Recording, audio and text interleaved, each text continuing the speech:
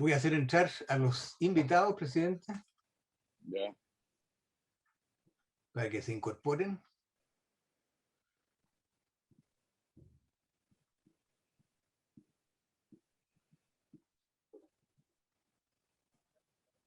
Podemos partir, senador. Ya.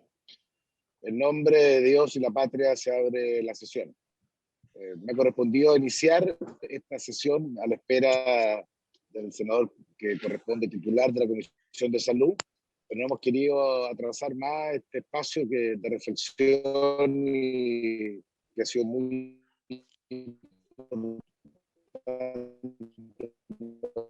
un seguimiento de la pandemia. Señor secretario, le pido a todos nuestros invitados puedan tener claro qué es lo que buscamos en este escenario y empezar a poder escuchar las opiniones que nos plantean. Sí, señor presidente, con su venia debo recordar que esta sesión fue para solicitar de los invitados que asisten regularmente a ellas la opinión que les merecen las últimas medidas adoptadas por el Ejecutivo vinculadas con el control de la pandemia de COVID-19, especialmente, pero sin que esto sea taxativo, en relación con trazabilidad, testeo y aislamiento, cierre de fronteras y cuarentenas. Esa es básicamente la intención con la cual fue citada las comisiones conjuntas hoy día. Están la mayor parte de los 36 invitados. Está la señora Jimena Paz Aguilera, por ejemplo, don Antonio Arellana, don Jaime Labarca, don Fernando Taiza, don Pablo Vial, Pablo Eguenau, del señor Martín Chong, de los que tengo más a la vista, la señora Marcela Ferrés. De modo que su señoría puede ofrecer la palabra para que asuman ellos la invitación a opinar sobre esos temas. Ok, vamos a hacer lo siguiente, secretario. Yo estoy, por las ironías de la vida, estamos terminando en el Senado una discusión larga sobre el tema de Internet. Sí.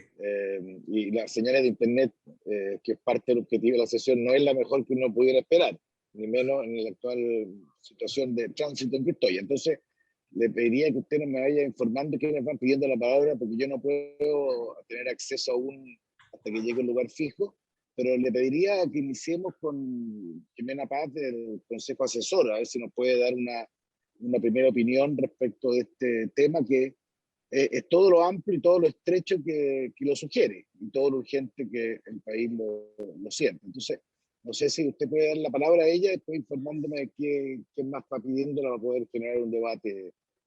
Por supuesto, presidente. La señora Jimena Paz Aguilera está conectada y ella podría partir con su planteamiento. Jimena Paz, tiene la palabra.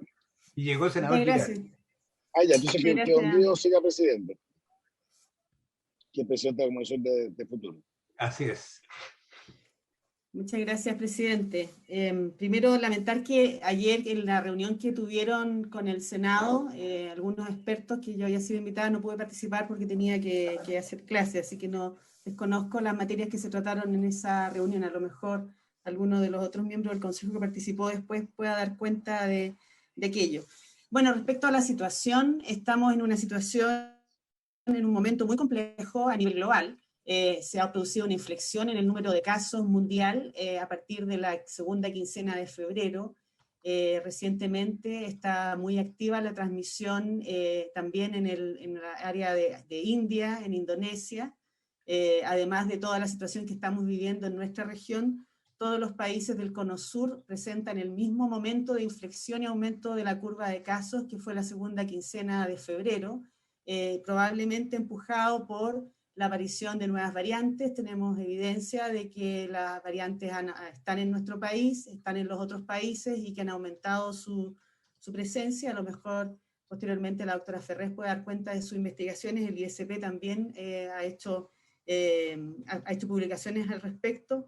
Otro elemento que contribuye al aumento de la transmisión, en este caso en el Cono Sur, es el fin del periodo del verano y el aumento de la actividad habitual en todos los países y también en Chile, y también el acceso a nivel global desigual al tema de las vacunas e inequitativo, y al hecho de que a pesar de que nosotros tenemos una muy buena campaña de vacunación, la campaña de vacunación, por cierto, tiene impacto en aquellos que están vacunados y no en los no vacunados, y estas variantes además se caracterizan, además que la enfermedad en sí todo el tiempo ha tenido una tasa de ataque mucho más alta en las personas jóvenes, que son aquellos que empujan en el fondo la transmisión, y mientras ellos no tengan un nivel de cobertura de vacuna adecuado, vamos a seguir viendo aumento de casos. En la realidad nacional, lo más apremiante es la situación de estrés que tiene la red asistencial, con una gran ocupación de camas, con saturación en muchas unidades. Sin embargo, estos últimos días, lo que escuché yo hoy día, incluso en una entrevista que le hicieron al doctor Castillo, esa presión asistencial, estamos en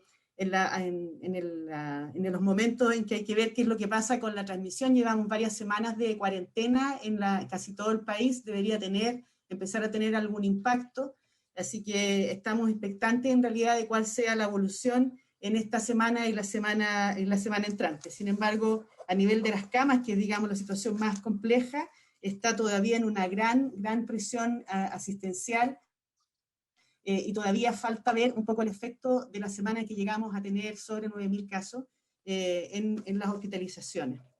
Desde ese punto de vista, nosotros como consejo nos hemos abocado a revisar los distintos aspectos de la respuesta. Hay que entender que esta es una situación compleja y que requiere respuestas complejas que tienen diversos ámbitos de acción. Uno de ellos, por supuesto, muy importante, es la vacuna. Hay que seguir respaldando muy fuertemente la vacuna. Hemos visto que ha bajado la de las personas cuando baja en edad de vacunarse. Puede ser que baje el interés, puede ser que el horario no sea el adecuado, puede ser de que sea necesario ampliar los grupos que se convocan de manera de no tener espacios ociosos. También entendemos que hay cautela de las autoridades de convocar a grupos muy grandes, porque también el tema de la vacuna no es una disponibilidad que es infinita, por lo tanto están todo el tiempo cautelando tener la cantidad de vacunas adecuadas y esperando que lleguen los embarques para programarlo, pero esa es una de las áreas importantes, el seguir manteniendo una buena velocidad de vacunación de manera de garantizar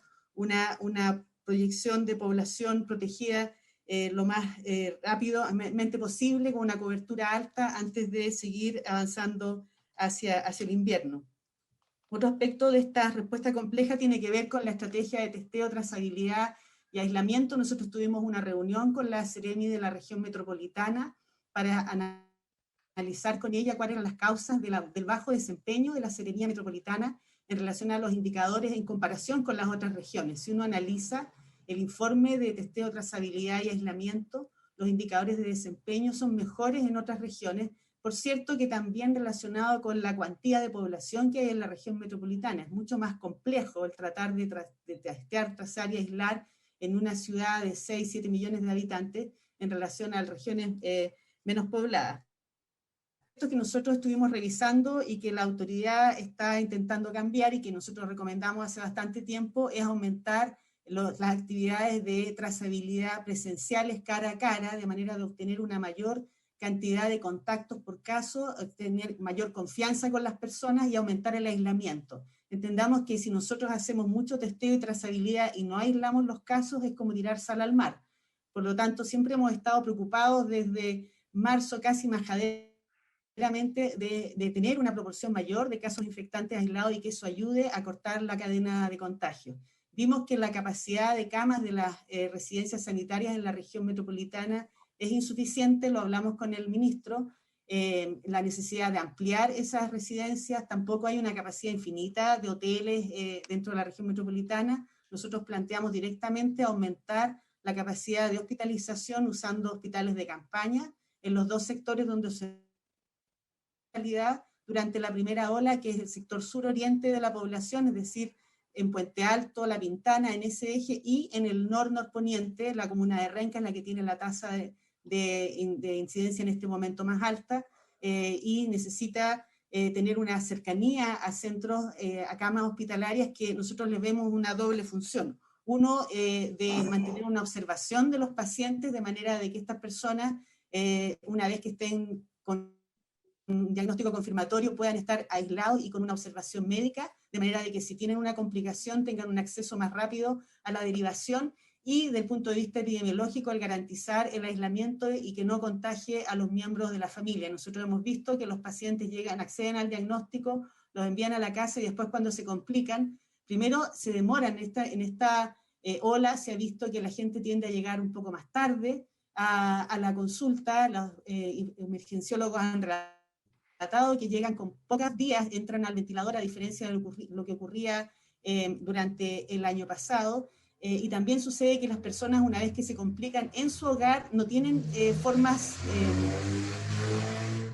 perdón, que es un ruido ambiental tremendo, no tienen formas fáciles de ser trasladados hacia los recintos asistenciales. Entonces ahí también se pierde tiempo, se pierde tiempo de monitoreo, de una asistencia más oportuna con oxígeno, que permitiría llegar con menos personas a ventilador, se pierde tiempo de usar los corticoides, o sea, toda esta acción oportuna tiene que ser de alguna forma empujada. Entonces, hay que promover una consulta más oportuna, el aislamiento, y especialmente en las zonas donde nosotros sabemos que la gente tuvo mayor dificultad de acceder a recursos terapéuticos, como son esas áreas, por lo menos en la región metropolitana, y este mismo análisis se debe hacer en regiones. Finalmente, después nosotros también hemos estado viendo y discutiendo el tema de la coherencia de las medidas, cuando en este momento no sabemos si estamos en el pic. Si es que si empezara a declinar la cantidad de casos, hay que ser muy cautelosos de cómo se va a realizar la apertura. Nosotros eso también lo planteamos en una de las minutas. Si es que hubiésemos ya llegado al pic y empieza a descender la presión asistencial, producto de todas estas medidas y también de la cobertura de vacunación y también de la proporción de personas que ya han estado infectadas, todo lo cual contribuye a disminuir la población susceptible, hay que ser muy cautos de cómo se va a restablecer la actividad y mantener una actitud muy prudente y coherente en relación a las acciones de riesgo, tratando de dar señales de lo importante que es mantener la prevención. Ese es el último mensaje que yo quería dar con respecto a esta situación, y eso tiene que ver también con las medidas de aeropuertos. Es decir, si en este momento hemos logrado que vayan a cuarentena supervisada a todas las personas, hay que fiscalizar si eso está ocurriendo realmente. Eso no se puede levantar de un momento a otro, así como no se pueden autorizar actividades que impliquen aglomeración en lugares cerrados de un momento a otro, porque estamos en una situación muy inestable producto de la presencia de las variantes, y estamos en una carrera en lograr proteger más gente con la vacuna para tener una situación con menor demanda asistencial. Eso es lo que yo puedo informar. Muchas gracias, señor presidente. Oye, muchas gracias. Mira, yo quisiera plantear un par de temas que me parecen como a enfatizar y ver de qué manera se pueden resolver. Yo primero concuerdo totalmente con lo que ha dicho Jimena, evidentemente, pero tengo la sensación de que lo que se viene reiterando por parte del Consejo Asesor y lo que acaba de señalar Jimena es lo que nos cuesta hacer. Yo valoro mucho toda la estrategia de vacunación que ha hecho el gobierno, y yo creo que todos hacemos un gran reconocimiento a ese esfuerzo, al esfuerzo de haber tenido camas, pero lo sustancial acá, la piedra angular de lo que tenemos que hacer, que son las medidas de salud pública, siguen siendo insuficientes. Y creo que ahí donde tenemos que ver cómo podemos colaborar a que eso ocurra. Mi opinión es que nosotros debiéramos haber cerrado los aeropuertos y las entradas, porque estamos en una situación muy compleja de variantes que no conocemos y que pueden tener una evolución insospechada todavía, y más allá de la vacunación. Luego, el que tengamos después de un año esta cantidad de casos demuestra que la estrategia de salud pública no se ha hecho a cabalidad, porque hay otros países que, aplicando una estrategia de salud pública mucho más eficaz y eficiente, han logrado cerrar la cadena de contagio en tiempos muy inferiores a los nuestros. Entonces, yo creo que ahí es donde tenemos que poner el énfasis, porque ¿cómo se hace? Aquí hay un problema de comunicación de riesgo, porque es cierto, si uno mira cuántos activos tenemos hoy día, son más de 40.000, cuántas de esas personas están confinadas en recintos sanitarios, son cerca de 7.000, ahí tenemos un problema, y lo vamos a tener todavía más con la variante nueva, porque esta variante nueva no sabemos cómo se va a desenvolver en los conglomerados familiares y cómo se va a difundir fuera de los conglomerados familiares. Entonces, claro, el argumento es que la gente no quiere aislarse, pero yo no he visto ninguna comunicación de riesgo para convencer a los chilenos y chilenas que son COVID positivos, que son activos, de tener que aislarse en recintos sanitarios y que eso sea un mecanismo expedito. Luego, el segundo tema importante que es evidente, están todas las circulares que ha hecho el comité asesor desde marzo del año pasado, es la búsqueda y rastreo de los contactos. ¿Cuántos contactos estrechos deberíamos estar buscando hoy día? Si tenemos 40.000 PCR positivos activos, ¿son 400.000? ¿Son 500.000? ¿Cuántos de esos se están buscando? Yo tengo experiencias personales de gente que me ha llamado para decirme estoy PCR positivo, ¿qué hago? No me ha llamado nadie. He tenido que llamar yo a la Seremi, oiga, llamen a esa persona, pero no lo llaman en las primeras 48 horas. Y luego lo llaman por teléfono. Ahora, mi preocupación es que yo llamé a la Seremi y pregunté cuántos call centers tienen. 270. Y que el año pasado tenían 1.200 y ahora tenían, por lo menos en la región metropolitana. Yo considero que el call center puede ser un complemento, pero no es el instrumento para ir primero, a donde un activo a solicitarle la información, porque hay que convencerlo. La gente tiene razón. La gente, si no tiene recursos, no tiene medios, y tú le dices, deme el nombre de las personas que son contactos estrechos para que tú los tengas que cuarentenar, no te lo van a dar, a menos que haya una comunicación de riesgo y una conversación que además no es fast track. Yo creo que no, una persona normal no puede hacer más de 10 visitas o 20 al día, no más. Menos por teléfono. Y luego, una vez que tiene la información, tiene que ir a buscar al contacto estrecho, porque le tiene que ir a decir, por favor, usted que es contacto estrecho, porque me dieron su nombre, porque usted por favor quédese cuarentenado, y tiene que haber un mecanismo expedito de ayuda social, de licencia médica, de lo que sea. Ninguna de esas cosas ocurre. Entonces, yo no veo cómo, si no ponemos el acento en lo esencial, en lo que históricamente la salud pública ha ido, yo no veo cómo se va a resolver esto. Y podemos seguir meses con vacuna mediante y todo. Entonces, ¿cómo lo hacemos? ¿Cuántos trazadores se necesitan? Yo creo que habría que hablar en cifras concretas. ¿Cuántos trazadores? ¿Qué tipo de comunicación de riesgo se requiere? Vamos a lo que no está funcionando, porque la vacunación está funcionando, yo no hablaría más de eso. Tenemos que hacer vigilancia genómica, porque creo que es fundamental. O sea, ¿por qué no nos concentramos en lo que nosotros como Parlamento y ustedes tenemos que fortalecer? Porque las cosas bien, dejemos las que se están haciendo bien y vamos a donde yo creo que tenemos un hoyo negro que es gigantesco, donde si no cerramos eso y no reenfocamos, no vamos a tener soluciones. Y los costos económicos, sociales, humanos van a ser gigantescos. Entonces, tal vez es ahí donde yo pido, ¿no? ¿Por qué no cuantificamos? ¿Por qué no le ponemos métrica? ¿Qué significa? ¿Qué es lo que se requiere hacer? Con métrica.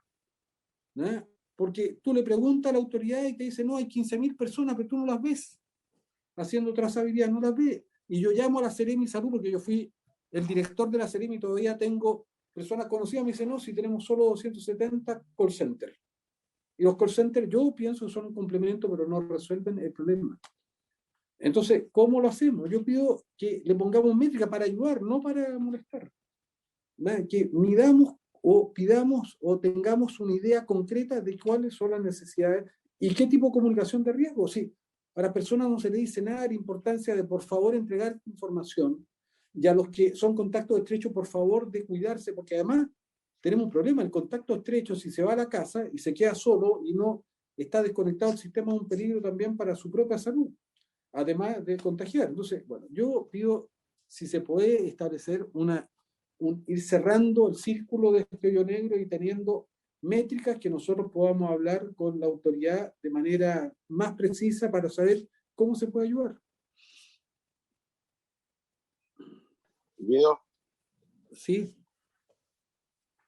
A ver, Juan Antonio. Sí, yo algunas cosas comparto, otras lo encuentro un poco más compleja dentro de un contexto. Saber, digamos, cómo lo han planteado, lo han visto de una perspectiva emocional. Y básicamente todas estas cosas necesitan capacidades también de los países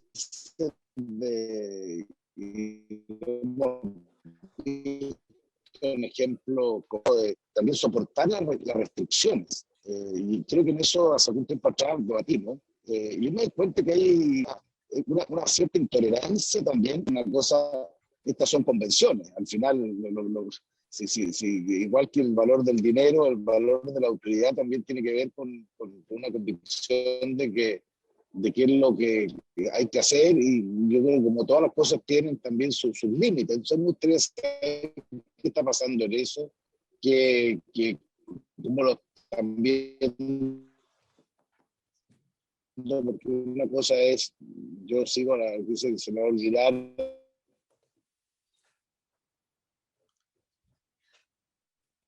Senador Coloma, su sonido se acabó. Si usted cierra el audio, a lo mejor mejora la comunicación, senador. No, si cierra el video. Cierra el video. Activo, y cada persona no puede ver más de 10, no sé cómo funciona una capacidad potencial de nada, también sería interesante ver qué pasa. Ya, todo. No se oyó nada. Aló. Poco. Después, entonces.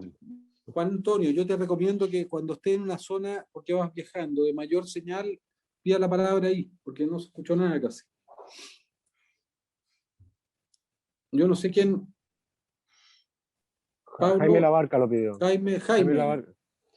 Sí, yo estoy de acuerdo con lo que dice la doctora Aguilera, Jimena, y con los comentarios del presidente, el senador Girardi. Estoy súper de acuerdo con todos sus comentarios, y hay cosas que sí están funcionando y hay cosas que no están funcionando, y tenemos que concentrarnos precisamente en lo que no está funcionando.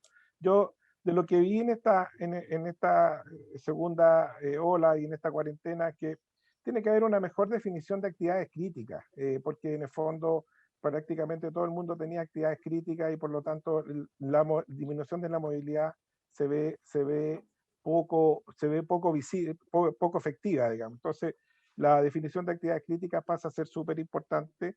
Y bueno, y hay gente que no se puede quedar en la casa porque necesita salir, y entonces los apoyos económicos son también muy importantes también, digamos. El tema de la restricción de los viajes internacionales debiera quedar por un tiempo muy prolongado, porque la cantidad de gente que yo vi regresar con infecciones es muy importante también, y de ciudades como Nueva York o países como Brasil, o sea, como Miami, por ejemplo, y países como Brasil, en realidad con consecuencias incluso súper lamentables para la familia, y además todo el daño, ¿no es cierto?, que se produce por la introducción de las cepas, ¿no es cierto?, ya sabemos que con cierta probabilidad están jugando algún rol. Ahora, digamos, sería interesante escuchar a la doctora Ferrer, que tiene alguna información respecto a eso, y que nos pudiera contar algo si tiene alguna información. Ahora, si nos concentramos en TTA, yo me puse contento hace unos días atrás cuando el comité asesor sugirió que se ampliara el uso de los test de antígeno. Eso lo vi en un mensaje de ustedes, ¿no es cierto?, precisamente cuando se postergó la elección, ¿no es cierto?, una de las cosas que sugerían fuertemente, y lo vi hoy día en televisión, de que se anunciaba que iba a haber más test de antígeno. La verdad es que el problema que yo veo es que para el TTA estamos llegando súper tarde. La gente se mantiene con síntomas varios días y no los reconoce. Se hacen el PCR y se quedan esperando varios días y hasta el resultado, y recién cuando salió positivo, y ahí ya han pasado varios días, y después de que llegue la trazabilidad pasan otros 2 o 3 días. Entonces estamos llegando súper tarde. Entonces, una de las ideas que yo creo que, porque se trata de sugerir y tratar de poner ideas sobre la mesa, es poner más test de antígeno. El test de antígeno te dice quién está contagiado no en 15 minutos. Te fijas, en una situación de brote o una situación que tú sospechas que hay más casos familiares, tú puedes tener respuestas súper inmediatas, digamos. Obviamente hay que confirmarlo pues con el PCR, pero tú ya tienes tomado ya tienes claro lo que está pasando, te fijas, de una manera. Ahora, yo creo que se podría usar mucho más de lo que se ha usado. Nosotros hay algunos test de antígenos que funcionan bastante bien. Los datos se lo hizo llegar la doctora Ferrer también al comité asesor en junio pasado. Yo he usado intensamente test de antígeno en muchas actividades laborales, digamos, y los resultados son realmente muy buenos para, por ejemplo, para detectar búsqueda activa de casos, por ejemplo, que tú puedes detectar un montón de asintomáticos que de otra manera, si no los buscas así, no los detectas. principalmente en las situaciones como epidémicas como ahora, pero también en situaciones de brote tú puedes tirar un test de antígenos y establecer controles de manera bien eficiente.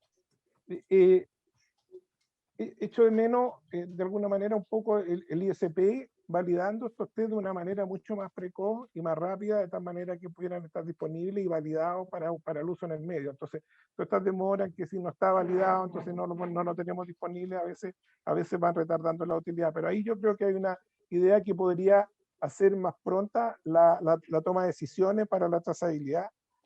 La trazabilidad está llegando de forma, yo creo, tardía e incompleta, porque a la medida que aumentaron los casos, la trazabilidad claramente baja, como lo mencionó la doctora Aguilera. Y lo otro que yo creo que puede ayudar a llegar más precoz es una campaña comunicacional. Yo no he visto por la televisión, o campañas masivas que digan, si usted tiene síntomas, piense primero que tiene coronavirus y después, pues la gente piensa al revés, piensa que no es coronavirus, y ahí estamos mal, y ahí ya quedaron un montón de contagiados. La gente, usted, si alguien está contagiado y estoy en todo contacto, póngase en aislamiento al tiro. ¿Qué es lo que hace la gente? Se parten todos a tomar PCR y se olvidan del aislamiento hasta que les salgan los resultados de los PCR. Y son todos contactos estrechos, ¿te fijas? Entonces, hay un montón de mensajes que todavía no han penetrado a la comunidad y que creo que son súper importantes para las primeras horas y la toma de decisiones mientras llega o se hace presente la trazabilidad. Así que yo creo que dos cosas, un poco el test de antígeno podría ser de ayuda a detección más precoz y ayudar a la trazabilidad de forma súper efectiva, como yo lo he visto en algunos ámbitos. Y lo segundo, que la educación a la población sigue faltando. Ya llevamos más de un año con coronavirus, la gente se sigue dando vueltas, van a trabajar, salen, comparten con la familia y no toman las medidas que tienen que tomar en el primer minuto. Así que serían esas dos las cosas que yo recalcaría. Además, estoy súper de acuerdo con todo lo que han comentado antes. Gracias, Jaime. Mira, tenemos a Fernando Taiza, después a Pablo Vial y después a Pamela Santibáñez. Los que quieran opinar, por favor, en el chat. Muchas gracias. Yo quiero decir dos cosas en dos ámbitos distintos. Uno es que sobre la vacuna, disculpe senador, pero yo creo que no está todo dicho. Yo creo que en la pura metropolitana, en gente más de 65 años, hay 250.000 personas que no se han vacunado. Y se ha visto además que las poblaciones más jóvenes evidentemente tienen más rechazo a la vacuna. Entonces yo creo que tenemos vacuna, tenemos harto, creo que se ha hecho un tremendo trabajo, pero estamos observando ya eso que es clásico además, que empiezan los primeros que se van a vacunar son los más interesados y siempre va quedando un grupo rezagado y no hay que descansar con eso. Creo que hay que mantenerse activo en buscar a las personas, ojalá a su casa. Y sobre el TTA, creo que una cosa que yo siempre creí que el TTA lo estaban haciendo en una entrevista con la persona preguntando, no, lo estaban haciendo por teléfono o por correo. Está mudo, senador. Ya.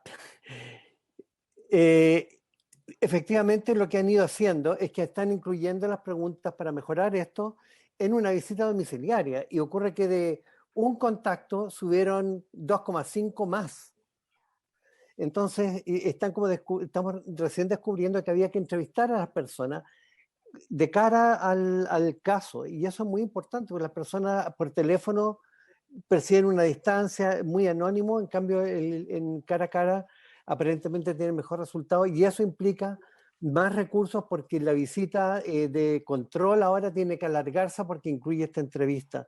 Y lo mismo con respecto al aislamiento, que cuando las personas se hablan con ellos cara a cara, ha habido mayor aceptación, por lo menos en la Seremi metropolitana, a irse a una residencia sanitaria. Ahora, yo creo que el término residencia sanitaria es un mal término, pensando en que la gente está más dispuesta a hospitalizarse que irse a una residencia sanitaria, que parece como, no sé, una cosa no de salud. En cambio se le dice se va a ir a un hospital porque usted está enfermo, la gente va. Entonces yo creo que de pronto hay que buscar cambiar un poco el nombre porque en la entrevista se ha visto que las personas sí están dispuestas a irse y entienden por qué. Y en ese sentido creo que hay mucho que aprender en la mecánica de cómo funciona la entrevista y el proceso, más que a cuántas personas contacté. Hay que entender que esto es un proceso cara a cara, convenciendo a las personas que hagan acciones que pueden ser bien complicadas en su familia. Muchas gracias. Pablo. Sí, gracias. Ayer tuvimos una reunión conjunta con la mesa del Senado y con la mesa de la Cámara de Diputados, al cual asistieron varios senadores y fuimos con senadores y diputados. Fuimos con Caterina Ferrecchio y Tomás Pérez Agle. Tomás Pérez Agle hizo un análisis desde Fundación Ciencias de la Vida, Ciencia y Vida, una proyección de lo que estaba, o sea, un análisis de lo que estaba pasando en términos de casos, muertes y hospitalizaciones en UCI, y una proyección con las limitaciones que tienen las proyecciones. Había mucho interés por conocer eventualmente si se podía adelantar algo sobre la situación que vamos a tener la segunda semana de mayo durante la votación. El análisis que hace Tomás Pérez Agle es bien interesante. A lo mejor sería bueno convidarlo la próxima semana, que vamos a estar más cerca y también va a haber más información con respecto a fechas importantes que todos tenemos duda de qué es lo que puede suceder. Y también vamos a tener más clara la tendencia. Parecieran haber números un poco mejores estos últimos días, pero sabemos todos que los martes y los miércoles son días que los números bajan. Por lo tanto, los números de hoy día, mañana y el sábado van a ser bien importantes para ver si hay efectivamente una tendencia a la estabilización. Obviamente que no podemos esperar lo mismo en las camas UCI. Hay una proyección de que van a seguir aumentando a pesar de lo limitada que están en este minuto. Y se ha propuesto llegar a 4.500 camas en pocos días más. Ese es el objetivo que tiene el subsecretario de redes. Ahora, para hacer una síntesis y no repetir muchas cosas con las que estoy de acuerdo, por ejemplo, las medidas que se han planteado de los hospitales de campaña, tener una holgura en camas de hospitalizados para pacientes que tengan que aislarse, sobre todo cerca de la casa, y el uso de test de antígeno. Lo que vimos ayer en una breve síntesis, es que hay un aumento de casos, que es obvio, que es bastante homogéneo a lo largo de todo el país, y también hay un sincronismo con toda la región sur de Sudamérica. Yo hice algunos gráficos con respecto a lo que está pasando en Argentina, en Uruguay, en Brasil, en Perú, en Ecuador, en Colombia. Y como dice Jimena, a fines de febrero se produjo una inflexión importante y en todos los países hay un aumento acelerado de casos. Cuando uno ve eso, ese sincronismo en toda la región, tenemos que pensar que hay factores biológicos que están empujando, que son el motor de lo que está sucediendo, y estos son yo creo que el motor son las nuevas variantes. En ese sentido, Marcela, ojalá nos pueda comentar cómo ha ido aumentando el último mes la detección de variantes. Y la otra cosa importante que quedó muy claro ayer, y también desde el punto de vista clínico lo estamos viendo a nivel de muchos centros hospitalarios, es que hay un desplazamiento de la epidemia a personas más jóvenes. No solo el número de casos, sino que también el número de hospitalizaciones y el número de muertes. En pediatría se está detectando un mayor número de casos en niños menores, generalmente entre 7 y 13 o 14 años, no en lactantes o preescolares, sino que a una edad que tienen ya comorbilidades, por ejemplo, niños que presentan obesidad o algún trastorno metabólico. Estamos aumentando el número de neumonias que ocurren en ellos. Así que también se vio ayer, y con esto termino, se planteó la necesidad de que ojalá prontamente podamos contar con autorización para el uso de vacunas en niños, debidamente fundamentada en estudios o en evidencias que así lo permitan. Eso, gracias. Gracias, Juan Antonio, y después Pamela, porque ahora que aprovechemos que Juan Antonio tiene ondas cerebrales activas. Duran poco. No, perdón, es que, mira, yo quiero hacer un par de consultas. Yo tuve capacidad de escuchar, pero yo voy a hacer tres reflexiones breves, porque si no voy a tener que... Primero, a mí me pone, o sea, cuando siempre que se habla que se requiere más trazabilidad, más control, yo voy a los números, y si ustedes dicen, mire, son 40.000 activos, y necesitamos un trabajo personalizado con los 40.000, y adicionalmente tener capacidad de llegar a los 400.000 que pueden estar de alguna manera, no senador Giraldo lo decía, digamos, vinculados.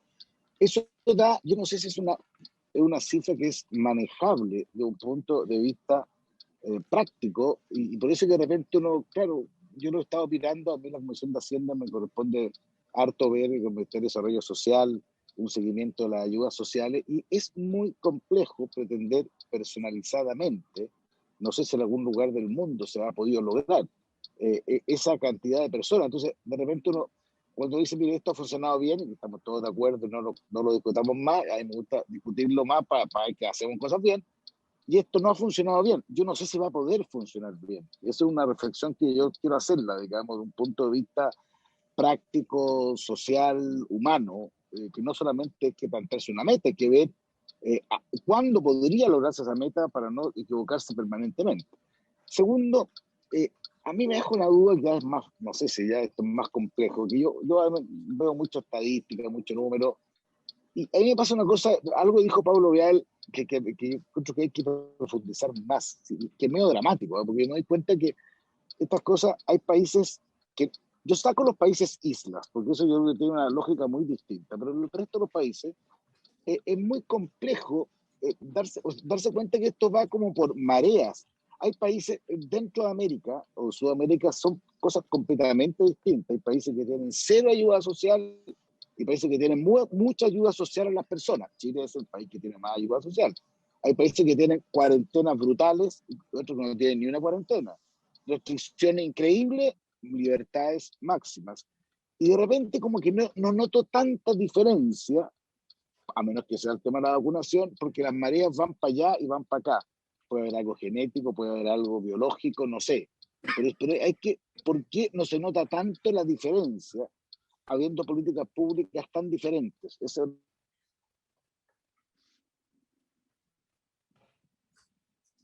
la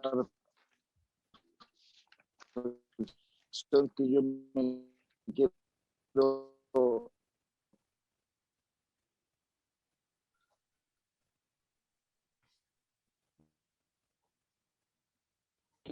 para que tengamos todo claro, tanto los que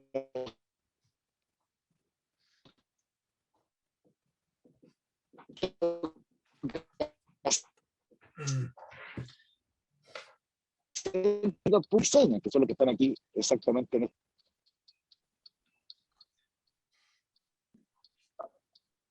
Ahora se le acabó de no olvidar, te parece, las capacidades.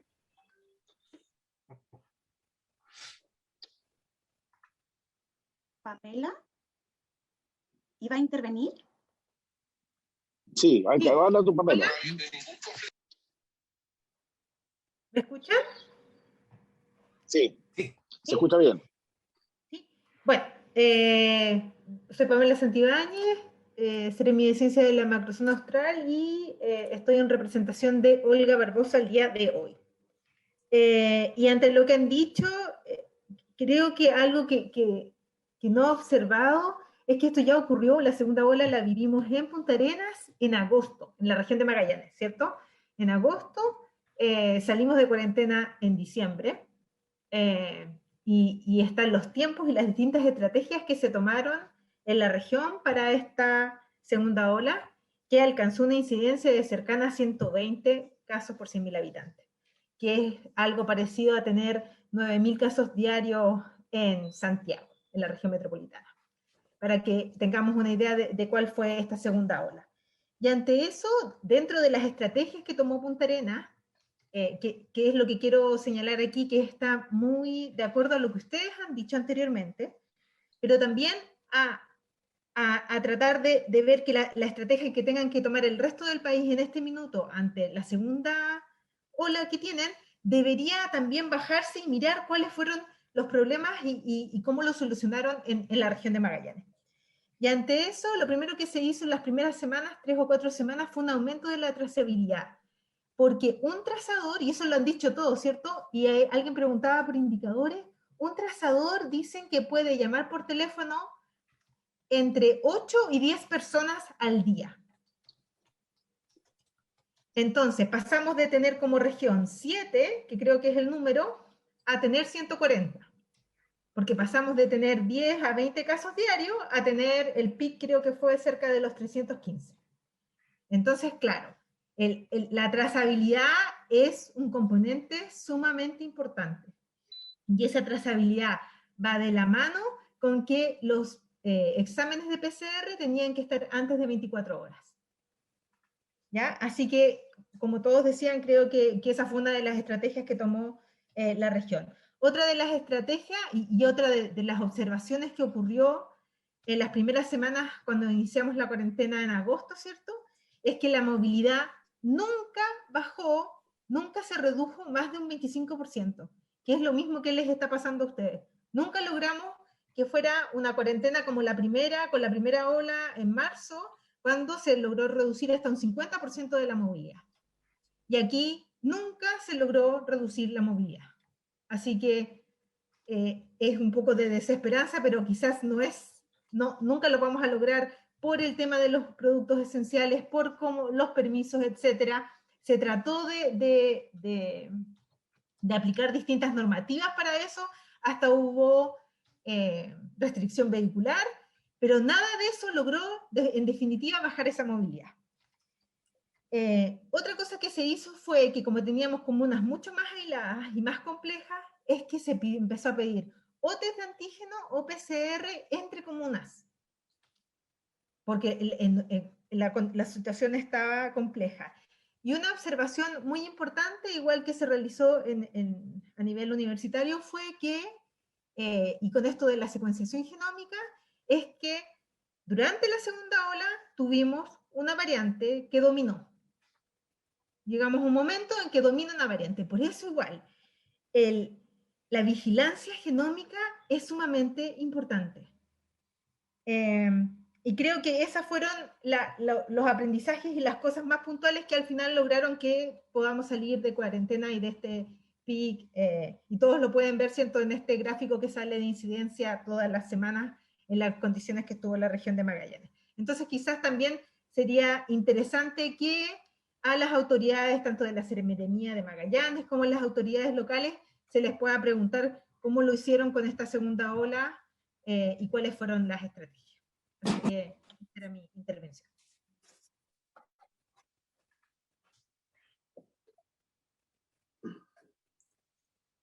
Rabín, ¿tú vas a presidir ahora? No, sigue tú nomás porque yo vengo recién ingresando. Sigue, por favor.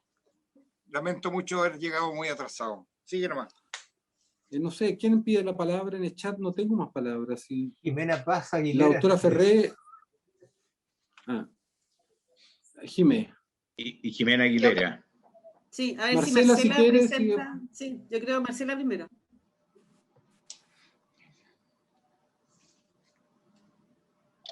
¿Puedo, senador? Adelante, Marcela. Adelante. ¿Puedo compartir la pantalla para mostrar una lámina? Sí, pero vamos, por favor, déjenle a Marcela compartir pantalla ahí de computación. Bueno, primero que nada, comentarles que la preocupación respecto a la pesquisa de variantes, fundamentalmente UK inicialmente y después las variantes brasileñas, objetivos en el laboratorio de infectología de la Universidad Católica. Y la búsqueda, nosotros la estamos haciendo. No sé si me escuchan. Ya. La estamos haciendo por búsquedas de PCR y no por secuenciación masiva, como es el objetivo de la vigilancia genómica, que por supuesto aporta muchísimo, pero sin embargo no teníamos la dimensión del problema y creíamos, por supuesto, que teníamos que tomar una foto de la realidad de la circulación de variantes mediante estos recursos que son mucho más rápidos, son igual que un PCR de diagnóstico de positivos o negativos, y empezamos a recolectar muestras positivas que tenían el origen tanto en los servicios de urgencia como en las muestras que nos llegaban de regiones, que no son tantas, pero para tomar una foto fundamentalmente. Y el primer análisis que hicimos de pesquisa de variantes fue entre febrero y marzo 16 y encontramos un 12% de positividad de 80 muestras que pesquisamos. Y posteriormente hicimos en 6 días, hicimos una búsqueda en 81 muestras positivas y que tenemos aquí un incremento a 46.9, y la semana pasada hicimos el segundo análisis en que nos incrementa 67,6% de positividad. Y las proporciones de positividad claramente predomina la variante P1, que aquí yo les pongo Sudáfrica y P1 juntas, porque yo no, en este minuto no tenía la posibilidad de diferenciarlas, pero epidemiológicamente es altamente probable que sea la variante P1 de Manaus, de Brasil, la que tenemos nosotros presentes por la situación epidemiológica actual. Ahora ya tenemos el reactivo que podemos separar y hemos mandado también, le vamos a mandar al ISP, a la secuenciación profunda para que confirmen nuestros hallazgos. Sin embargo, estos hallazgos que estoy presentando están bien sustentados. En esta diapositiva les muestro los resultados que hicimos entre el 30 de marzo y el 8 de abril, en que tenemos una positividad de circulación de variantes de 67.6%. Y aquí muestreamos fundamentalmente la región metropolitana, y ustedes ven que tenemos 9 UK, 46 P1, que nos da ese porcentaje de positividad, y también tenemos buena representación de Valparaíso, que constantemente en los análisis previos también ha mostrado una positividad de variantes importante. Aquí solamente encontramos P1, la brasilera, en un 83% de las 12 muestras que hicimos la semana pasada. Entonces, yo creo que claramente la foto se toma bien, hay positividad de predominio de la variante P1 brasilera, y adicionalmente les puedo comentar que nosotros también estamos analizando las muestras de los pacientes de intensivo, a raíz de la observación de los intensivistas en que hay pacientes más jóvenes, pacientes más graves. Ahora estamos recibiendo muestras de niños hospitalizados con neumonias severas y también las vamos a analizar, y en esos análisis que hemos hecho de los pacientes de UCI hemos encontrado positividad de variante y de variante brasilera de forma que es absolutamente en espejo de lo que estamos encontrando en los servicios de urgencia y en las UTMs ambulatorias que nos están derivando las muestras. Eso es lo que yo les quería comentar. Claramente es preocupante la situación respecto a la circulación.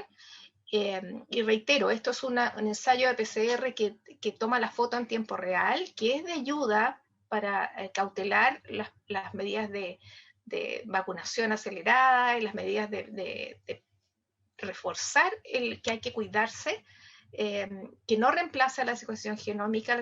La secuenciación va orientada a la pesquisa de nuevas variantes, asociado a grupos en que brote algún problema de rápida reproducción de la enfermedad. Eso es lo que quería comentar. Gracias. Jimena, por favor.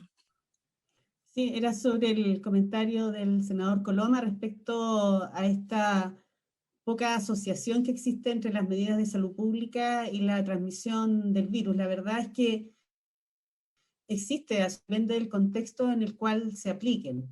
Ciertamente, como él señala, en países donde hubo un cierre muy oportuno y precoz de las fronteras, en el sentido de que impidieron los viajes desde la zona afectada, en el primer momento desde China, y a las personas que llegaban las sometieron a exámenes de detección y a cuarentenas obligadas en recintos especiales, fueron capaces de reducir la carga infectante que se recibió desde los viajeros, y posteriormente esos mismos países, que son pocos, la verdad, han logrado tener sistemas de testeo y trazabilidad muy eficientes. Sin embargo, algunos han experimentado algunos pequeños brotes y han sido capaces de lograr capturar todos los casos y volver a una situación de contención.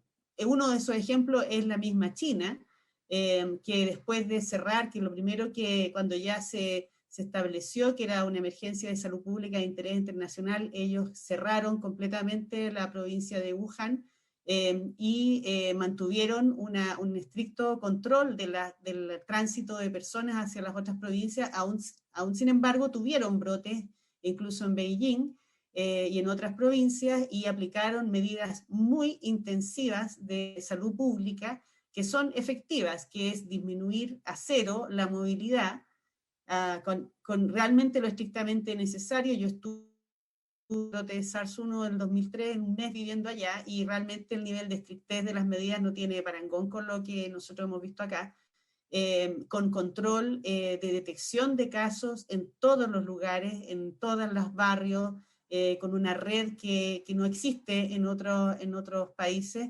y por lo tanto tiene una capacidad que tiene que ver también con el sistema de gobierno y con las libertades de las personas, que son difíciles de emular en otros lados. Por lo tanto, sí existe esta asociación, y hay distintos artículos que hablan del efecto de las medidas de Sí, me apaga el salud video, porfa, porque se escucha mal. Ok. Entonces, perdón, entonces estaba mencionando que sí existe asociación entre las medidas de salud pública. En los países donde el virus entró y hubo una siembra muy grande, la verdad es que las medidas de salud pública siempre han ido de atrás, y es por eso que nosotros hemos visto países ricos, como es el caso de Francia, el Reino Unido, Alemania, la misma situación en otros lugares de Europa, en Italia, etcétera, en España, en el que a pesar de tener muchos recursos, de tener sistemas de salud muy fuertes, no han sido capaces de montar sistemas de testeo y trazabilidad que les hayan impedido tener que llegar a medidas de contención comunitaria, porque en definitiva es un balance entre la capacidad de tener estas medidas y reducir realmente la cadena de contagio, pero si no tienen suficiente, incluso en Canadá también ha pasado lo mismo, se tiene que recurrir a una medida más masiva para bajar la movilidad y hacer más fácil, digamos, el trabajo de la trazabilidad. Es cierto que la cuarentena actual es menos efectiva en el sentido de bajar menos la movilidad, pero no por eso es totalmente inefectiva. Y de hecho en los distintos países se ha visto eso, que a pesar de que baja y no baja demasiado, pero aún así impacta en enlentecer la transmisión, lamentablemente. Entonces, existe esa relación, y bueno, cuando se produce esta diseminación de una nueva cepa, en realidad, que es como tener una nueva pandemia de un nuevo virus, comienza nuevamente el mecanismo, y por eso es que nosotros pensamos que toda esta sincronicidad que se está dando en distintos lugares se debe a la presencia de variantes. Eso.